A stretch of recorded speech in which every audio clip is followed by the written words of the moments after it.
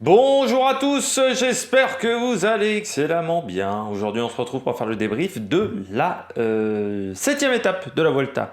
Tiens, je me suis limite endormi pendant cette étape. C'est vrai que c'était pas passionnant, sauf le final. Il fallait pas rater les 10 derniers kilomètres vraiment de cette étape.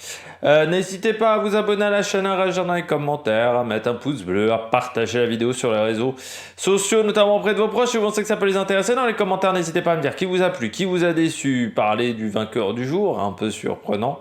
EPS 2.0, c'est sur les plateformes de podcast, Amazon, Deezer, Spotify, Google, le podcast sur l'histoire du sport, TikTok, le débrief juste après l'arrivée de la course. Et on commence tout de suite avec la victoire de l'homme du jour. Ça a été une étape chiante. On peut bien le dire. C'est ce qu'on appelle une étape de transition. C'était pas passionnant du tout. On s'aperçoit quand même que, à part sur le Tour d'Italie, on a parfois des étapes de sprint, plates comme ça, un peu plus passionnantes. On s'aperçoit que c'est le même combat entre le Tour de France et le Tour d'Espagne, mais aussi parce que vous n'avez pas de classement annexe pour les baroudeurs.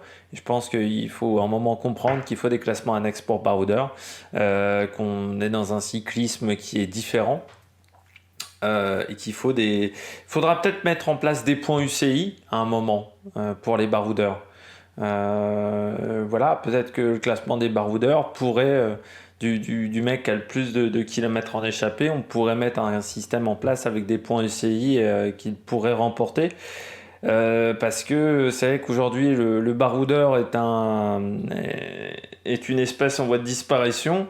Et qu'en plus, quand on propose des étapes comme aujourd'hui, avoir un sprint intermédiaire qui est dans le final, ça donne pas envie de partir en échappée. Alors, il faut saluer ce qu'a fait encore le cours de Burgos Anders Okamika, qui est souvent dans ces coups-là, dans les échappées, et Rada.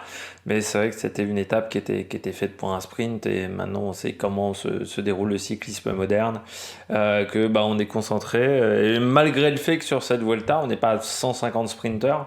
On travaille quand même pour les leaders aussi, donc il y a toujours un truc à faire, même sur les étapes de plat.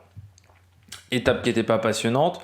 Le final était touchy, forcément, de toute manière, parce que l'étape était très, très, très plate, parce que ça n'a pas roulé. On était à 25-30 km/h. On est arrivé 20 minutes, entre 20 et 30 minutes après l'horaire le plus lent. Donc c'est pas habituel d'arriver aussi tard sur une Vuelta, et ce qui fait que dans les 10 derniers kilomètres, quand ça a commencé à s'exciter, on a eu un dernier quart d'heure où ça roulait très fort, mais forcément tout le monde veut remonter devant. On prend des risques, on joue des coudes et ça fait des chutes. Et c'est tout le temps comme ça, sur les étapes où il se passe pas grand chose, il y a tout le temps des grosses chutes dans le final. Et là, ça a touché à Rensman, mais ça aurait pu en toucher d'autres. Même si je trouve qu'on n'a pas hyper protégé. Il y avait en fait, dans le final, là où est tombé Arensman, mais la chute s'est pas déroulée à cause de ça, je précise. C'est vrai qu'il y avait des gros poteaux. Alors ils avaient mis des petits panneaux jaunes, mais ils n'avaient pas mis des petits, je dirais pas des petits matelas, mais ils auraient pu un peu les rembourrer, ces petits poteaux qui étaient alignés comme ça, parce que si un coureur s'en prenait un, c'était arrêt buffet direct, ça aurait pu être très dangereux. L'arrêt de la chute d'Arensman n'est pas dû à ça, ça s'est déroulé de l'autre côté de la route. Quand la chute, la tour, Uitebrooks, elle s'est déroulée de ce côté-là de la route, mais il n'y avait pas encore les poteaux, mais ça c'est un petit peu dangereux. Dans le dernier kilomètre, dans les 2-3 derniers kilomètres, il n'y avait plus aucune équipe qui avait vraiment la maîtrise. Alors Intermarché a bien tenté, mais il n'y avait plus qu'un coureur devant Hugo Page, donc c'était trop tôt, il était trop tôt seul. Chez Alpecin de Koninck, on était désorganisé à cause d'une chute, donc ça a été compliqué. À cause de la chute à Arensman, on était désorganisé. Et ce qui fait que ça a rendu. Ça a été une grosse bagarre déjà de placement avant le virage. Et Geoffrey Soupe, il a été fantastique. Il fait un sprint de 250 mètres, il y aille. Ça fait depuis 20 ans que je regarde du cyclisme. Enfin, un peu plus de 20 ans même. Mais 20 ans que je suis attentivement le cyclisme. Je crois que me remémorer que un sprint comme ça, avec une aussi grosse surprise à l'arrivée, j'en ai pas eu beaucoup. Alors cette année, il y a eu les Champs-Élysées, mais là c'est quand même encore un ton au-dessus des Champs-Élysées, c'est une surprise à ce point-là. C'est même pas le leader de son équipe, et Geoffrey Soupe, il a 4 victoires dans sa carrière. Ouais, je crois que et puis il est plus proche de la fin que du début de carrière, hein, Geoffrey Soupe. Ouais, j'en ai pas vu beaucoup, vraiment, hein. C'est au-dessus de Jean-Patrick Nazon en 2003, largement. Ouais, parce que là, on est sur un vrai sprint, on n'est pas sur un coup du kilomètre en plus. Parce qu'il y a des fois les coups du kilomètre, oui, c'est surprenant, c'est toujours surprenant, un coup du kilomètre à la Victor l'a fait comme cette année sur le Tour de France, mais ouais, là c'est quand même un sprint où tu t'attends pas du tout à ce que ça soit ce mec-là, quoi. Et on n'est pas en 3e semaine en plus, hein, pour Geoffrey Soupard. Il avait déjà été intéressant parce que il y a 2 jours, on en avait parlé un petit peu, on avait parlé de Van Gestel qui avait pris 3e, à la 3e place.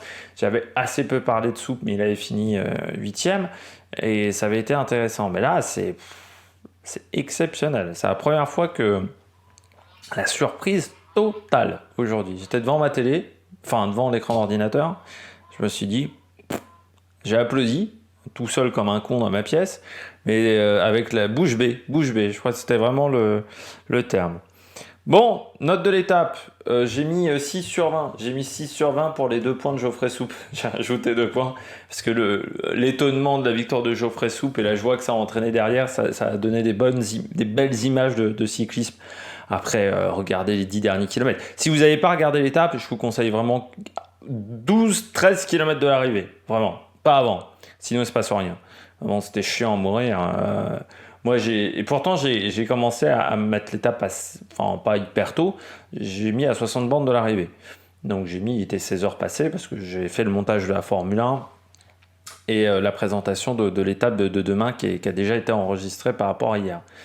Et malgré tout, c'était long, c'était très long, et vraiment heureusement qu'il y a eu le final pour faire la victoire de Geoffrey Soupe, pas les chutes, pour redonner un peu de bonheur à cette étape. Allez, on regarde tout de suite les coureurs au top.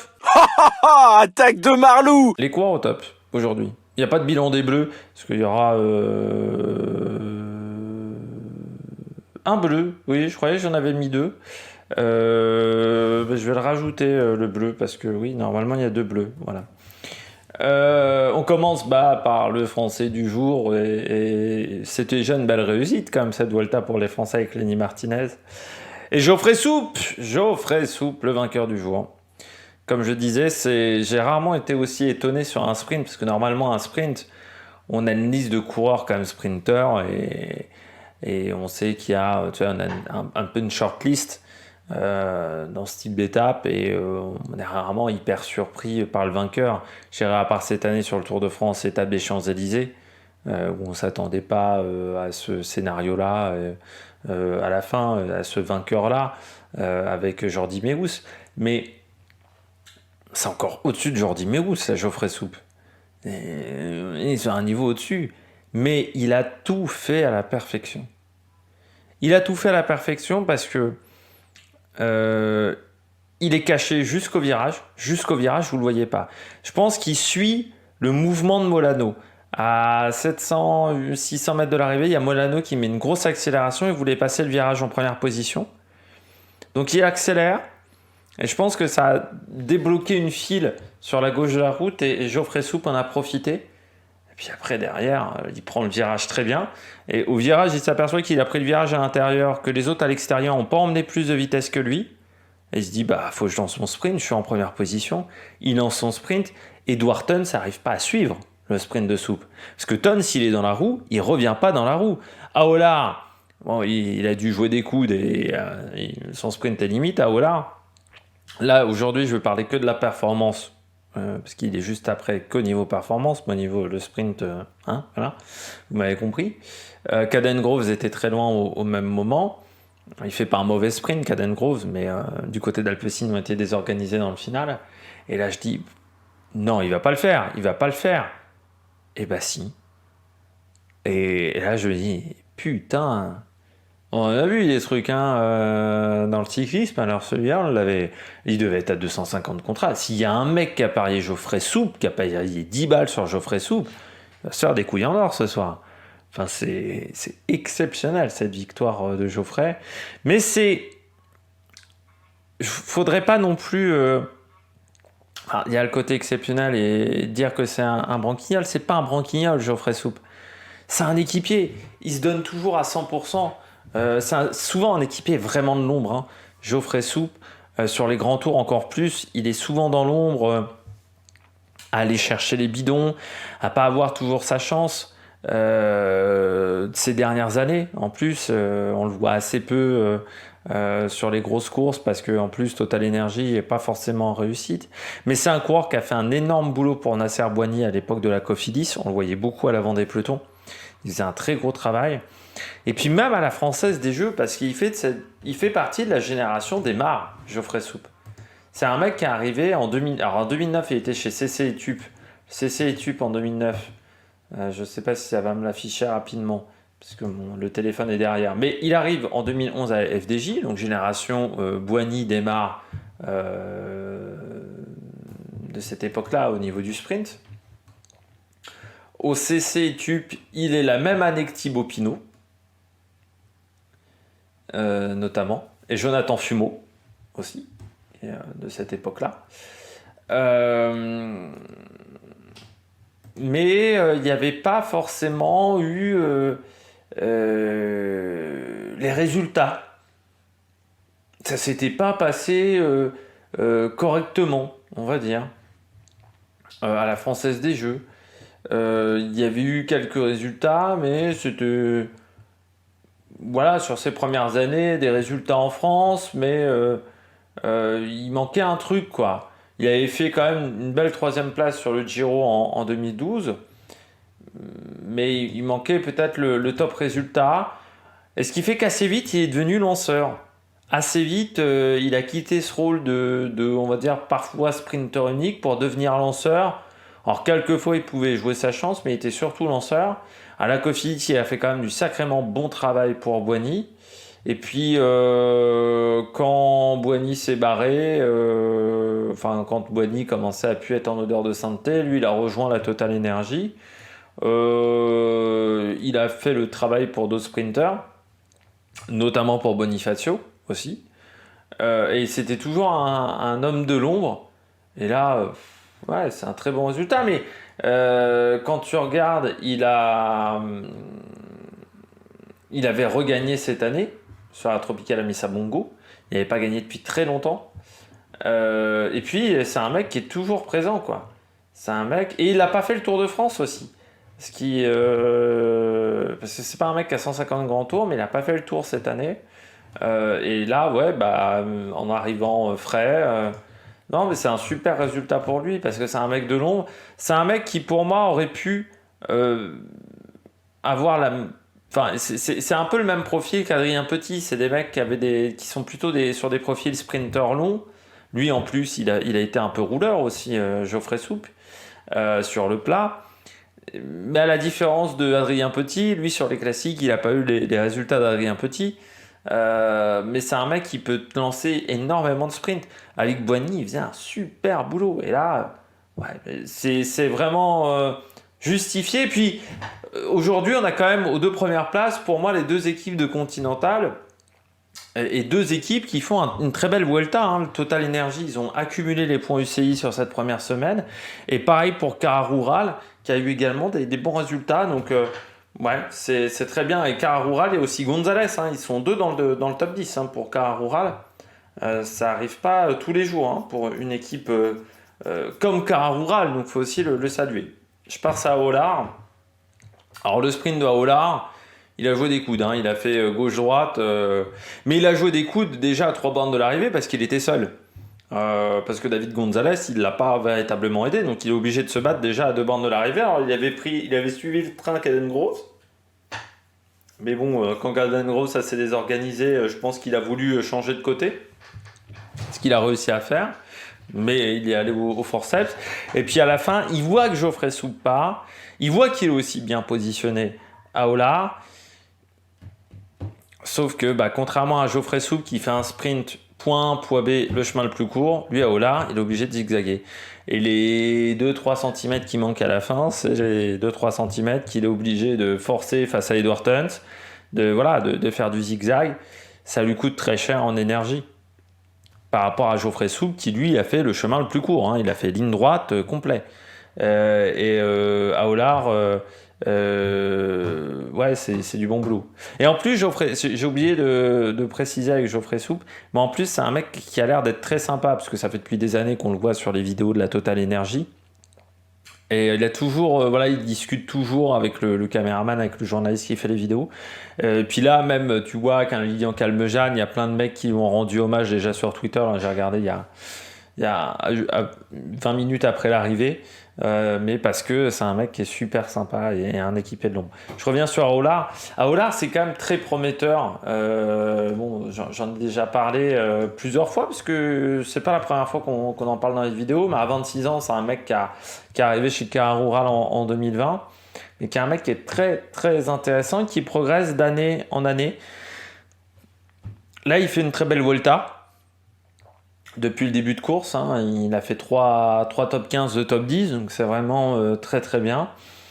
Bon, là, il a joué des coudes, mais il fallait jouer des coudes aujourd'hui. Et très très bon sprint d'Aolar. Enfin, très bon sprint au niveau performance. Il a saisi sa chance. Très bien pour Cara Rural. Encore une fois, David Lopez, deuxième. Deuxième coureur Cara Rural 7, c'est bien. Et c'est une équipe qui accumule les points, hein, en ce début de Tour d'Espagne. Ils sont combien au classement UCI? Ça va me mettre 3 points, on va me l'afficher, mais ça serait intéressant de savoir. Parce que là, aujourd'hui, ils ont pris 170 points. Tu vois, deuxième 2 et 7, c'est 170 points. Et 180 donc pour Geoffrey Soupe, parce que c'est une victoire sur un grand tour type Tour d'Espagne. Donc vraiment, très très intéressant. Bien, hein. Bien quand même, Geoffrey Soupin, très content pour lui. Vraiment, je suis encore sous le choc. Puis je termine avec Lenny Martinez. Lenny Martinez, pourquoi je le mets en top? Vous allez me dire, étape aujourd'hui qui était tranquille. Bon, c'est pas la première fois que tu mets un leader parce que la journée était tranquille, mais aujourd'hui, on savait que la journée allait être tranquille. Je le mets au top parce que, vu comment le final a été nerveux, je rappelle que Lenny Martinez, c'est un tout petit gabarit. Vraiment, c'est un poids plume, hein. Je me suis dit, quand j'ai vu que ça roulait pas, je me suis dit à 20 bornes de l'arrivée, j'ai peur pour lui, surtout qu'il était un peu derrière dans le peloton. Je me suis dit, quand ça va accélérer, s'il se remet pas devant, ça va être dangereux. Et en plus, avec son petit gabarit, s'il est obligé de lutter avec les sprinters, il va peut-être valdaguer. Et pas du tout, parce qu'il est remonté pile quand ça a commencé à accélérer. Dans les 10 derniers kilomètres, il était toujours dans les 30 premières positions. Alors, ça évite pas totalement les chutes, mais tu diminues le risque quand même quand tu es dans cette position-là.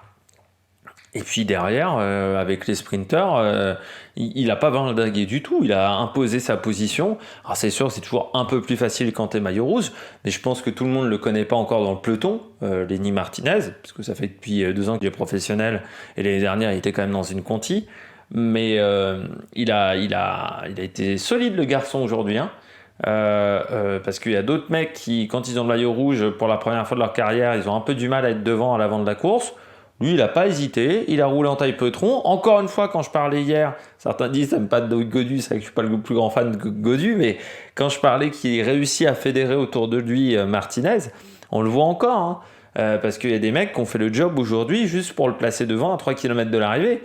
Donc c'est pas anodin, encore une fois, c'est un mec qui a vraiment il a pour le moment tout pour être leader. Alors ça veut pas dire qu'il gagnera 3 Tours de France dans les années à venir, parce que ça c'est bien plus compliqué et on l'a vu, mais il a des bonnes bases, voilà, pour être leader. C'est-à-dire il arrive à fédérer autour de lui, il a les qualités physiques, il est intelligent. Bon, j'ai envie de dire qu'il remplit déjà pas mal de contrats, quoi.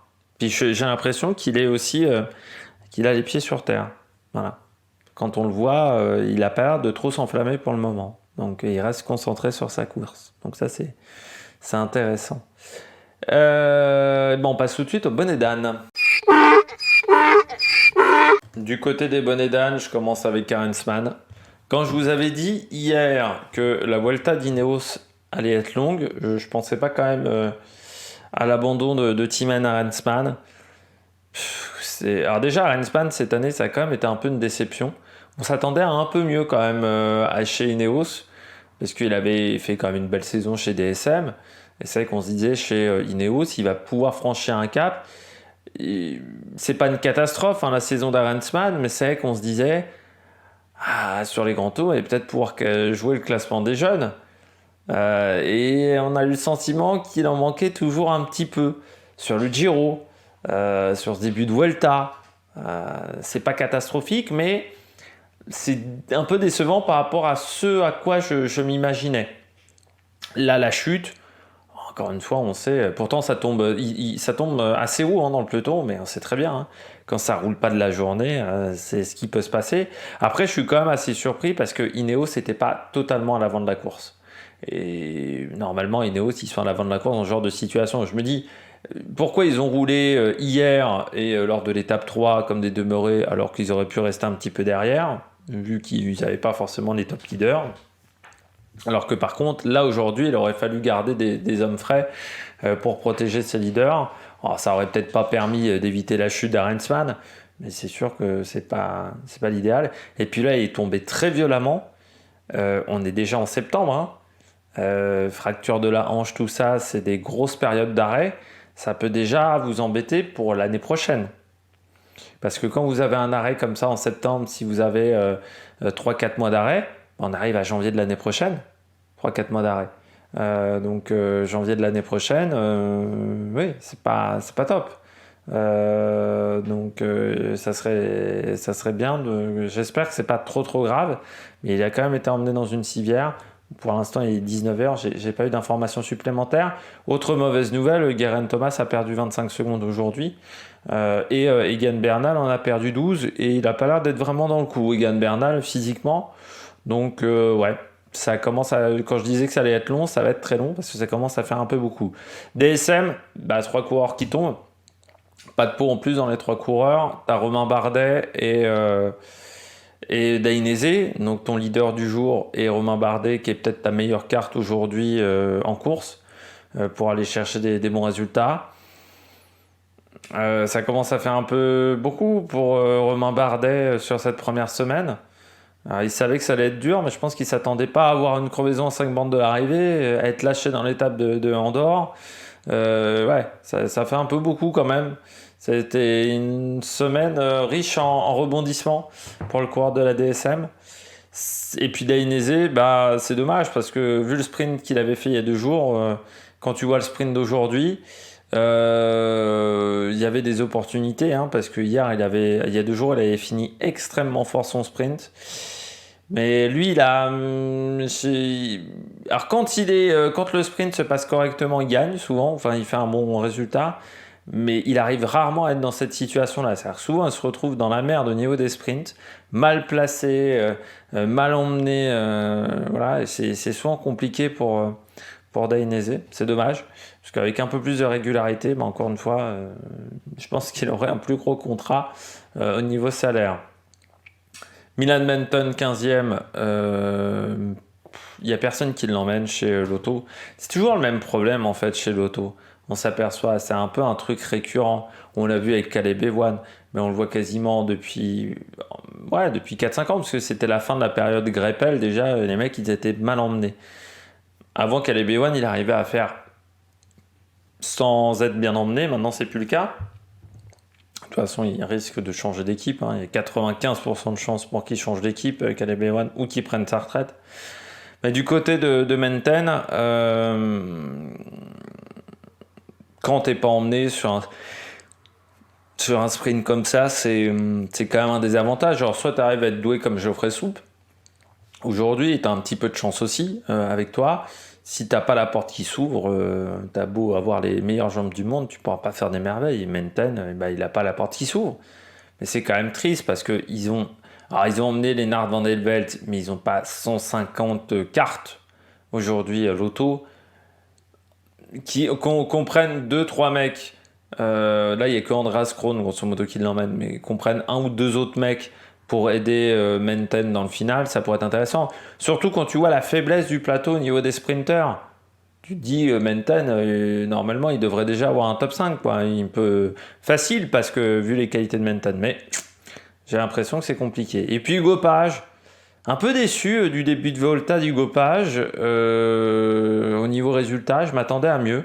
Surtout avec sa victoire sur le Tour du Limousin, où il avait été costaud quand même sur cette étape, et il avait été impressionnant, mais très mal emmené. Très très mal emmené. Et j'ai envie de dire, c'est un peu une tradition chez Intermarché, on ne sait pas emmener les sprints. Là, à 2 bornes de l'arrivée, tu peux pas être devant avec un seul coureur. Il faut faire comme Alpecin, il faut se recaler derrière dans les roues. Alpecin a bien joué le coup, on va dire, malgré la désorganisation. T'as le coureur qui est devant Cadengrove qui se recale derrière, parce qu'ils savent il sait que de toute manière, s'il roule à fond, il pourra pas tenir 2 km. Sauf que chez Intermarché, bon, on a voulu rester en première position, et Hugo Page, après, entre 1 km 700 de l'arrivée et... non, c'était 1 km 300, pardon, et le dernier virage, il se fait déborder de toutes parts, et il n'arrive pas à relancer la machine. En plus, Hugo Page, parce qu'il essaye de suivre les roues, mais il fait des efforts trop importants. Ça aussi, hein, il faut apprendre à frotter un peu plus Hugo Page dans un peloton. Et c'est dommage de ne pas réussir à emmener les sprints chez Intermarché, parce que ça leur fait... En plus, c'est dommage, parce qu'à 4 bornes de l'arrivée, ça se passait bien. Avec Rui Costa, ils n'étaient pas embêtés par les chutes. Ils avaient pris le côté gauche de la route. Mais sauf que dans les money time, il faut qu'il y ait du monde, et qu'il n'y a pas de monde autour du Page. Et ça, c'est un peu triste, parce que je pense que c'est un coureur qui est très bon au sprint, mais si tu n'as pas les hommes autour, ça devient difficile. Et puis surtout quand tu n'es pas forcément le plus doué pour frotter. Là, il faut peut-être qu'il progresse également là-dedans, Hugo Page. Bon, vidéo est finie. Demain, on se retrouve 7h, présentation de l'étape 8, débrief 21h sur YouTube. Sur TikTok, ça sera vers 17h30. D'ici là, n'hésitez pas à vous abonner à la chaîne, à réagir dans les commentaires, à mettre un pouce bleu. Puis nous, on se retrouve pour de nouvelles aventures sur la Mec Production. Ciao, ciao!